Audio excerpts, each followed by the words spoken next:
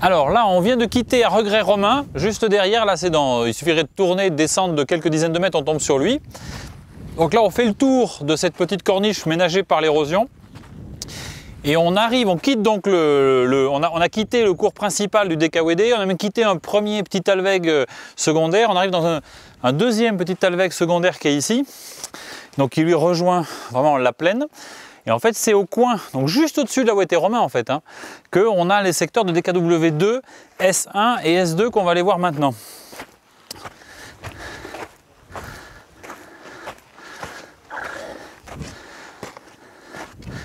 Sans se casser la figure. Alors le premier point que je vais vous montrer, en fait c'est là comme on avait découvert le site, c'est DKW1, DKW2 S1. Donc il se trouve exactement ici, là je suis en DKW2 S1 et juste derrière on va trouver l'extension de DKW1 S1 puis DKW2 S2 qu'on va aller voir maintenant.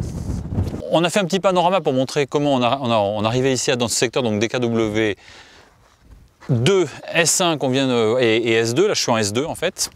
Mais c'est juste pour rappeler que sous l'arbre que tu viens de filmer, je pense en tout cas voilà, qu'on voyait ici, sous cet arbre en fait se trouve Romain.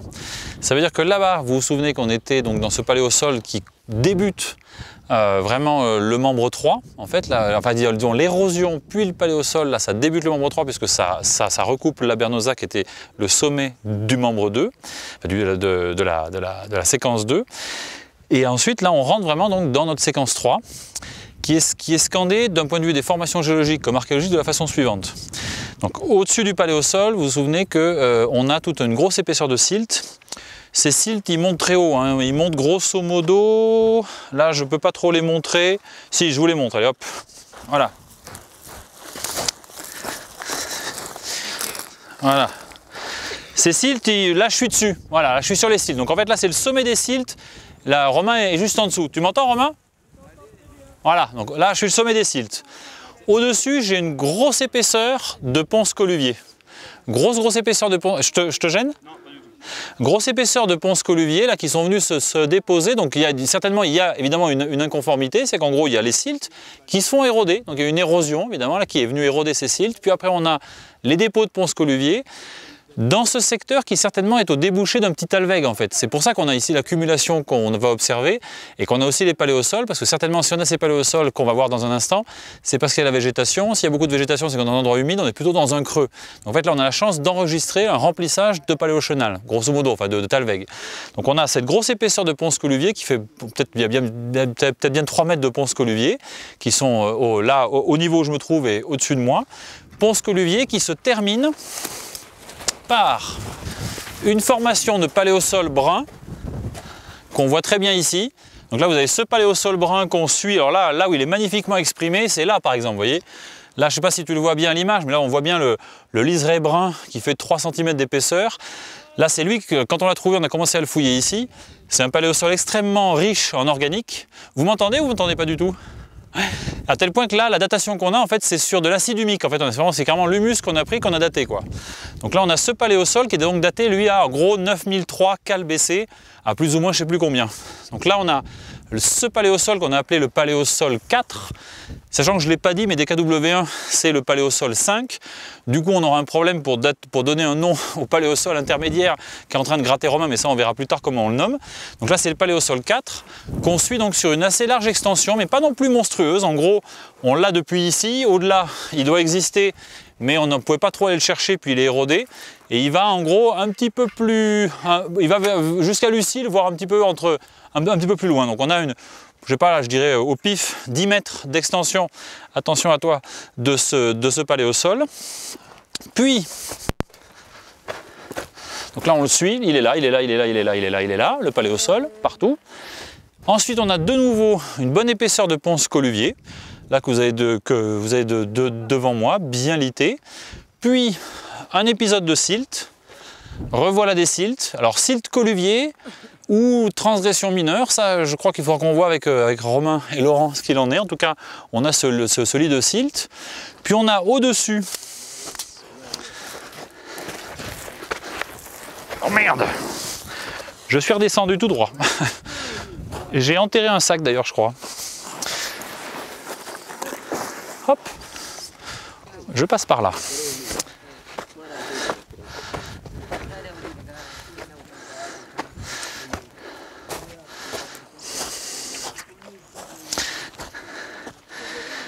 Tu m'entends toujours bien? Ouais, nickel. Donc là, on a les siltes que je viens de montrer, là, qui sont ici, en gros, je marche dessus, quoi, sur cette marche de silt.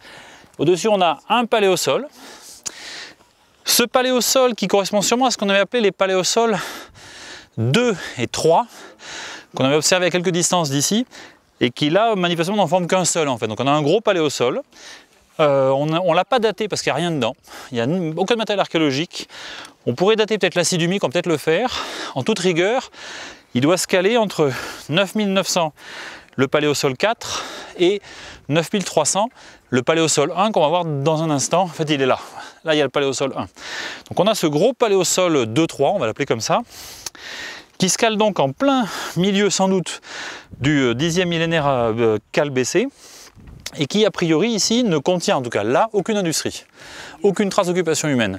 Et de fait, nulle part ailleurs pour l'instant on a trouvé de trace d'occupation humaine contemporaine de ce paléosol là, mais avouons qu'on l'a surtout observé ici. Donc là ça peut être voilà, tout simplement parce qu'on n'est pas au bon endroit pour trouver des traces d'occupation. Quoi qu'il en soit, au-dessus de ce paléosol, donc 2-3, un petit lit de ponce coluvier, coiffé par un autre paléosol. Est-ce que tu le vois ici ? Tu le vois? Là on le voit, il est là, il est très bien exprimé, là il fait presque 10 cm d'épaisseur, parfois il est plus fin, il fait à peine 3 cm d'épaisseur, et donc lui c'est le paléosol 1.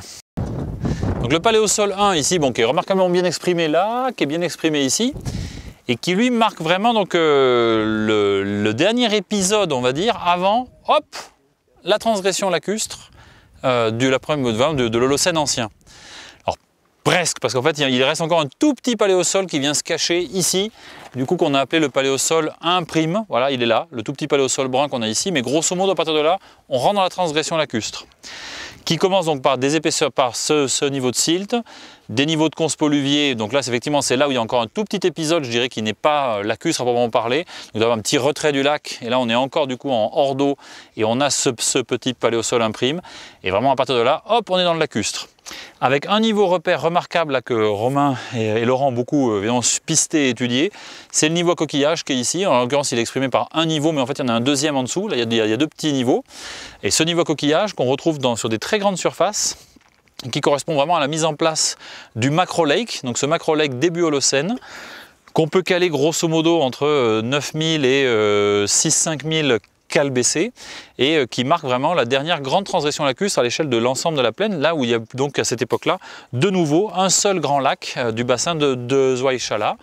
Et ensuite, donc, on a encore des sites, donc on est vraiment là toujours dans cet univers lacustre, avec donc certainement même un lac très profond, alors que là il ne devait pas être très profond. Au moment où on a ces coquillages, manifestement on n'est pas dans une partie profonde du lac, au-dessus c'est beaucoup plus profond, et il peut y en avoir des mètres et des mètres et des mètres. Là il n'y en a pas tellement de mètres conservés, mais ça peut être très épais. À B1 S1 par exemple, il y avait des mètres et des mètres de ces formations. Je ne sais plus Romain, mais à B1 S1, là, enfin à B1, il y avait peut-être presque 8 mètres de formation de ces lacs. Hein. Bon, il n'écoute pas, mais c'est pas très grave. Et en fait, le sol actuel, eh ben, il coiffe, je dirais, cette formation-là, parce qu'ensuite, il y a la dernière régression lacustre qui met en place le paysage actuel, avec le sol actuel, qu'on a évoqué par exemple tout à l'heure à propos de D4 W5. Voilà ce qu'on a d'un point de vue géologique. Du point de vue archéologique maintenant, on va repartir d'en bas et on revient ici. Donc tu peux, voilà, si jamais tu veux faire un petit zoom, enfin un petit mouvement de caméra, c'est comme tu veux. En tout cas, le paléosol 4 sur lequel sont en train au niveau duquel se trouvent actuellement Clément et Romain. Donc là, on a dit qu'il était daté en gros vers 9900 Calbécée, plus ou moins, je ne sais plus combien. Et il correspond à un épisode marqué par des industries lithiques étudiées par Clément dans sa thèse, et une faune qui est essentiellement une faune mammalienne. Il y a quelques poissons, mais c'est encore vraiment des chasseurs de mammifères terrestres. Ensuite, On ne sait pas ce qui se passe pendant quelques siècles puisqu'on n'a rien, a priori, enfin, on n'a rien trouvé nous dans ce paléosol 2-3.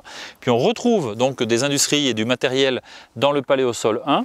Et dans ce paléosol 1, on a au contraire cette fois-ci une composante de faune qui est surtout marquée par du poisson. Il y a quelques restes de faune mammalienne, donc ils chassent un peu aussi de la faune mammalienne, mais c'est surtout du poisson. Et une industrie complètement différente de celle du paléosol 4.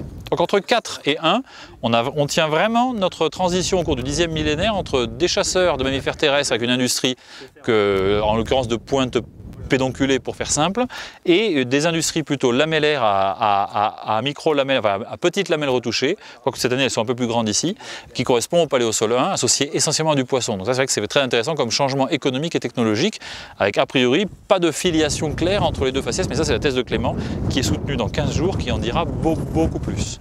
Puis après on part vraiment dans le début de l'Holocène, où malheureusement nous on n'a plus rien d'archéologique ici.